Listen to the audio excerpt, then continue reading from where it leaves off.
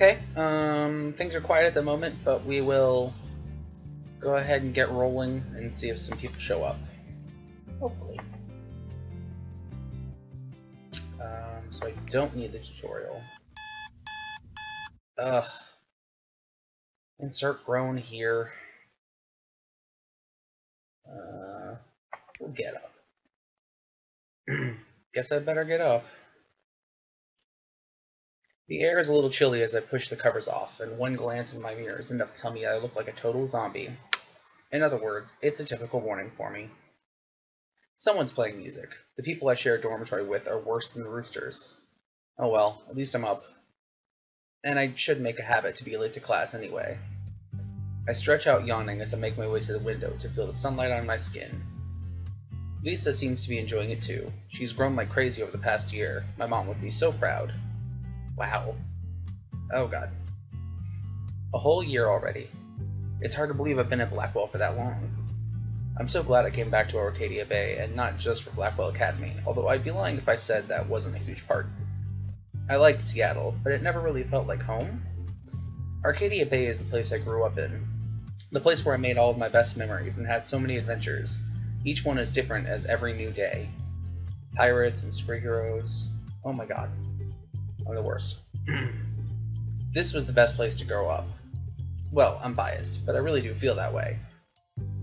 I don't want to sell Seattle short, of course. I lived there for 5 long years. I really do miss my friends there, and my parents. I was so glad to see them this summer. But I know that coming back here was the right choice for me. I'm technically an adult now, which is something I'm still getting used to. I definitely still feel like a kid in a lot of ways. I'm lucky to have my parents' support, and my scholarship, which I've somehow managed to keep into my second year. Go Max. And I can't forget one of the most important parts. Blackwell's brought me back to Chloe Price, my best friend. It took a little while, but we picked up right where we left off. Actually, we did even better, because we didn't exactly part under the best circumstances. But the greatest thing about Chloe is that she's brutally honest with her feelings. Those first few weeks were seriously awkward, but we got through it. I'm determined to be there for her now, even if I couldn't before. Luckily, someone was there for Chloe while I was gone. Rachel Amber. She's totally gorgeous, and she's really a great person too. She's almost too perfect. But she's one of those girls that's just impossible to hate, even though Victoria Chase seems to find a way. At first I thought that Rachel and Chloe were total opposites, but they're really more like wolves of the same pack. Let's just say that knowing both of them is like being an accessory to every incident of dubiously criminal mischief in the Bay. But even if I didn't have Chloe and Rachel, I've got other friends here too. Dana, Stella, Alyssa. Actually, I can count almost everyone on my floor as a friend. Even Brooke, who is, abrasive. It took some getting used to, but it's just her way of being friendly. Pretty impressive for a shy geek like me, am I right? Take Kate Marsh, for example. She's one of the very first people who befriended me at Blackwell. Kate is probably the most kind-hearted person I've ever met, and she's an incredibly talented artist. She's one of the only students at Blackwell that unabashedly wears her heart, or I guess her religion, on her sleeve. I know that she gets flack about it sometimes, but I think it's really cool that she works so hard to create a comfortable environment for other religious and or abstinent students, even if I'm not in her Bible study group or anything. I get along with almost everybody, except for my neighbor across the hall. Victoria Chase is the head of the Vortex Club, with all the reputation that goes with it. Even after a year, I'm not entirely sure what the Vortex Club even does, aside from underage drinking. I've heard that being in it is good for your resume, but I never see them doing anything to actually improve or benefit the school outside of partying. Oh well, it's not really my place to judge, even though Victoria herself does a lot of judging. Hasn't she heard the old adage about not saying anything at all if you've got nothing nice to say? It's hard not to wither under that Ice Queen stare of hers, or feel totally lame in her presence of her $6,000 camera. She has a great eye, though, I'll give her that. I can't spend all morning daydreaming by the window, though. I've got to get dressed. I don't want to miss my first class. Especially because Nick's dog told us last week they had a surprise coming up on Monday. I wonder what it'll be. I hope I'm pronouncing that right. I know it's a gender-neutral formal address, but I'm not sure if it's mix or what it is. That's what I'm going to go with. They're one of the best teachers I've ever had. They're always supportive of my work and always smiling. I knew Blackwell Academy took on the best of the best, but I had to experience it to believe it. Mick's dog is so freaking cool. Also, that's going to be the only hot dog, which is I had forgotten until I started just now replaying this, so that's going to be hilarious.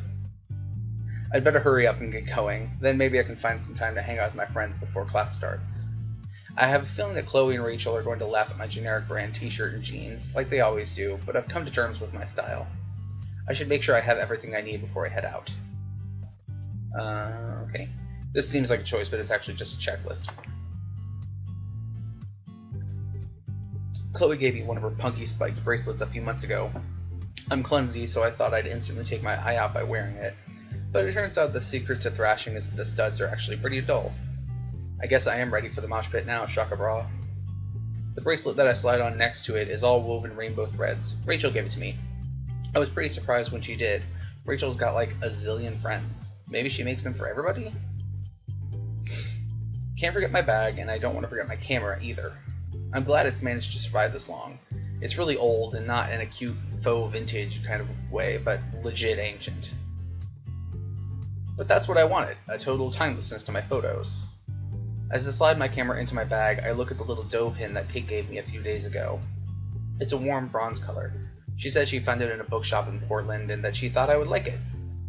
I do, but I'm just flattered that she thinks of me at all. Phone. I can't leave my room without a quick scan at my feed, the modern equivalent to reading the morning newspaper. That's the millennial condition, I suppose, blah blah blah. Of course, Victoria's already posted her morning selfie, liked by 28 people, posted 5 minutes ago. But she does look really nice in the cashmere sweater. I'd hit like too, but I know she's not interested in my approval. She might never wear the sweater again if I did. Nerd cooties. Meh. I'm kidding, I think. I need to stop sinking to her level and being all judgy.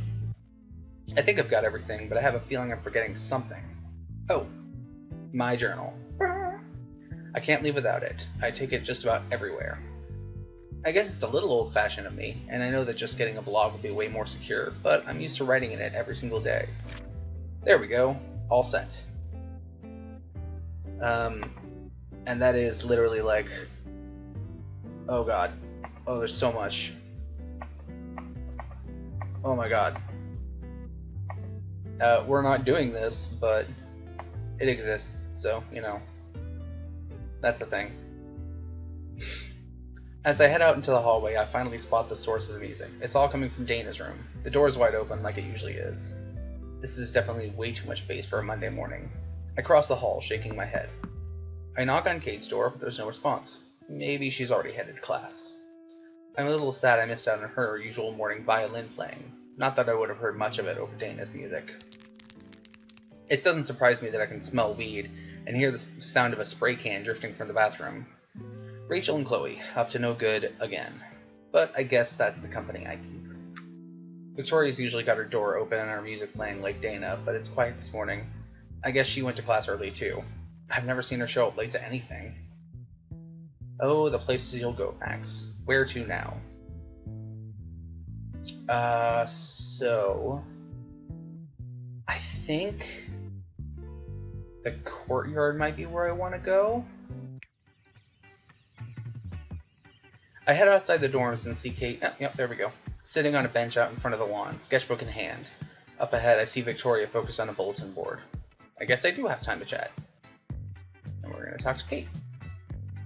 Hey, Kate. Kate looks up from her sketchbook and gives me a warm smile. Good morning, Max. It's good to see you. I'm happy to see her, too. Come to think of it, Kate's been a little hard to get a hold of lately. She seemed a lot quieter than usual. She's not the loudest person to begin with, but maybe she has something on her mind. Whatever it is, it doesn't stop her from greeting me as warmly as ever. That's Kate Marsh for you. I missed your violin playing this morning. Not that I would have heard much of it over Dana's music. I sit down next to Kate on the bench and see that she's sketching a few cartoon characters gathered around a fountain.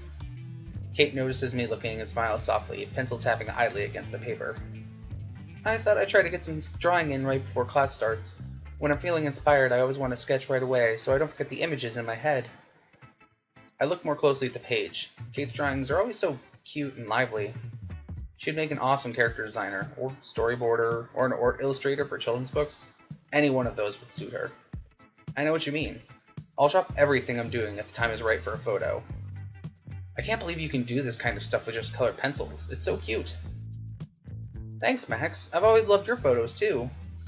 Kate's compliment warms my heart. The best part is that I know she means it. She's so sincere and positive. Speaking of photos, what do you think of Mick's dog's going to surprise us with today? Kate's expression turns thoughtful, and she clasps her hands on top of her sketchbook. I'm not sure. They seemed really excited about when I was helping them catalog our photography textbooks on Friday. I'd forgotten that Kate is Mick's dog's assistant. Did they mention anything about the surprise, other than being excited? Kate laughs and shrugs, and she seems to glow. The cross hanging from her neck catches the sunlight and flashes bright and golden. You're always so curious about the world, Max. A lot of people just say I'm nosy. Kate gives a little huff and continues drawing in her sketchbook, her pencil delicately tracing curves and lines. I think you just have a knack for adventure. Like Gloria here, she's an amateur detective. Kate points to one of her characters in her drawing, a small figure peering out into the fountain with a huge inquisitive eyes. A little cattail pokes out from under the character's long coat. Thanks, Kate. I'm glad you believe in me. I should get going, though. Kate nods. I wouldn't want you to miss Mick's dog's surprise. I'll catch up soon. See you, Max. Go back to the hallway. Go straight to class. Okay, that's fine. That's all like introductory stuff anyway. Once I enter the classroom, I head to the back and sit down in my usual seat. Contrary to what Chloe would have you believe, I don't sit here to slack off like she does. I sit back here because it's centered right where Mick's dog usually lectures. Speaking of Chloe, I can see her sauntering in with Rachel. She grabs a couple of chairs and drags them noisily across the tiles so that she and Rachel can sit with me. Chloe looks like she's already prepared to nap all the way through class. Typical. Rachel, on the other hand, she's got top marks, even though she's more into being in photos, not taking them. She's already got her textbook open, and she's running a paint-stained finger down the page. Victoria walks in just a moment later with Taylor at her side. She glances at me, and then immediately looks away when she catches me looking back. Her lips are pressed together in a hard line as Taylor chatters in her ear. I guess she's not in a gossipy mood today. Kate's seat is over by the window. She mouths hello to me as she takes her spot, organizing her books into a neat pile. Oh, and there they are. There they are. Good morning, class. What a lovely Monday morning. There's a few grumbles here and there. Chloe's is the loudest. Mick's dog ignores them all. As you all know, I told you last week I'd have a big surprise coming today. Well, the day has come for me to announce the second annual Blackwell Photo Contest. I can feel butterflies literally explode in my stomach. Oof. Next to me, Chloe and Rachel shoot me looks. Called it. Victoria stiffens in her seat and sits up a little straighter. Kate smiles, of course. She's as bright as the spot of sun she's sitting in. Now, this contest will be a little different from last year's. You'll have to pick a partner because the contest motif is the bonds between people. This doesn't mean you both have to be in the photo, although that's not against the rules. The photo can be of anything. Your bond will be expressed by working together. I want to see the kinds of photos represented. I encourage all of you to enter. At the end of the week, each pair will submit their photo. Of course, I'll be judging to pick the winner. As for the prize, the winner will have their photo displayed in the front entrance of the main building, and a feature in the Blackwell Totem. We only have until Friday? Shit. If I wind up entering, I'm going to have to start thinking about it right away. Oh, am I kidding? Of course I'm going to enter. Mick's dog turns to survey the class, hands on their hips. One thing you should keep in mind, be certain of who you choose for a partner, because you can't change once you picked. You will both need to work together to create your photo. No cooperation, no entry. Starting to feel a little bit nervous about this whole thing. Sure, I've been taking photos for as long as I can remember, but I've never collaborated with someone else like this before. If you plan to enter, I need you to pick your partners before the end of today's class so that I can add your names to the registration sheet. Double shit. I have no idea who to ask and almost no time to make up my mind. Fidgeting nervously, I glance around the classroom. I can already see people murmuring to one another about their plans. Chloe, who's half asleep, raises her eyebrows at me. When I meet her gaze... eyebrows at me when I meet her gaze. I guess she wasn't so zoned out that she wasn't listening. Rachel winks when I look at her, and I think about how much practice she's had posing for photos. Everyone knows that she wants to be a model. Kate waves her fingers at me, smiling encouragingly. She doesn't have to say anything for me to know that she thinks I should enter. Victoria, she stiffens a little, but she doesn't look away immediately this time. She holds my gaze. I'm not sure if she's issuing a challenge. The choice is mine. I could ask anyone. Nothing's stopping me but my own shyness. The worst that could happen is I'll be turned down. Which honestly seems completely mortifying if I'm going to be real here, but I'll be even more disappointed with myself if I don't enter at all. Who should I ask? And there's your thing, and I'm actually going to go ahead and just save. Wait, no. Oh, I already have it saved. We'll just overwrite that son of a bitch. Just so we've got that sitting there. Return. And we're going with Kate. Heck yes. I pick my camera up off my desk and make my way over to Kate, who's still looking at me. I'm so excited for you, Max. This contest was made for you. I wish I could feel the same way. I'm already nervous. You'll do fine. We smile at one another for a moment and I fidget. I wonder if it'd be okay to ask Kate. If my intuition is right, something else has been on her mind lately. I should let her know that it's okay if she doesn't want to enter the contest, or be my partner for that matter. So I was wondering if maybe you'd like to be my partner for the contest? You definitely don't have to, but I thought it might be fun to finally get to work together. You've got a great artistic eye, and Kate's not saying much. She's got her hands folded together and she keeps looking down at them. I decided to shut my big fat mouth. Finally, she said quietly, I'd like that very much. Oh, Kate, I'm really happy to hear that, but you don't have to. I know you have lots of work to do usually with your art classes and being Nick's dog's assistant in your club. Kate suddenly laughs, high and sweet. Max, I always have time for you. As long as you're totally serial, I know you have a lot on your plate. Completely. I'm flattered you asked. We're interrupted by Mick's dog trailing back to the front of the classroom and clearing their throat. Alright, I've got to get into today's lecture. If you haven't picked a partner yet, then be sure to do that before the class lets out. I settle back into my seat as the lesson begins, but I can barely focus. All I can think about is the contest. When class lets out, it feels like hours later, and I leap out of my seat. Kate is still seated by the time I cross over to her desk. She's drawing in her sketchbook again, her pencil making a faint path over the page. Hey, Kate. Hi, Max. She greets me without looking up at first, and then she sets her pencil down and starts tucking her sketchbook away. If you're sure you want to work together for the contest, we should let Mick's dog know. I'm sure that I'm sure. I pick Kate's book bag up off the floor for her as she pushes her chair out and stands. She gives me a grateful smile. Thank you, Max, I'll take it. She reaches out for her bag. Her shoulders seem to slump slightly beneath its weight. I need to do something real quick. Oh god, I hit a thing. Why did I hit a thing?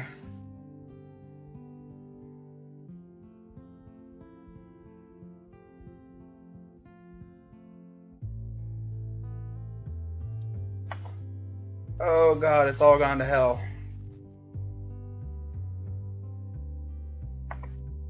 There we go. Okay. Okay. Hold that thought. Okay. Woo. Jeez. Or maybe I'm just imagining things. I follow Kate towards the front of the classroom, and we give Mick's dog our names for the contest registration sheet. After that's done, Kate turns to me. I want to contribute as much as I can to this, even if I'm not much of a photographer. Ugh. Don't sell yourself short. Your work is really strong. I'm more of an illustrative artist. But to be able to draw professionally, you have to teach yourself about scale and perspective and proportions, right? All of that stuff applies to photography too. I guess I never thought about it that way. Sometimes I sketch in my journal. I've learned a lot about how much photography has in common with drawing just by doodling. I'd love to see your sketches sometimes. I bet they're wonderful. They're really not that great, I swear. Now it's my turn to reassure you, isn't it? You've got me there. Okay, I'll show you. Kate smiles, her eyes sparkling. We can save that for a later date. For now, we've got the contest. Right. Do you want to meet tomorrow morning to do some planning? Like for where we're going to take this photo? I was just about to ask you the same thing. Well, how about the two whales? I'm never not in the mood for a good breakfast. Same, so it's settled. I've got to catch my next class, but I'll message you later to set up a time? Sounds good. I pause, hesitating as I look at Kate's tired face. Thanks for partnering with me, Kate. Take care, okay? I will, Max. I'll see you tomorrow. Kate's chin dips towards her chest as she leaves the classroom. I hope she's alright. She's warm as ever, but I can't help feel that something is off. I hope I'm wrong, but maybe this contest will take her mind off whatever it is.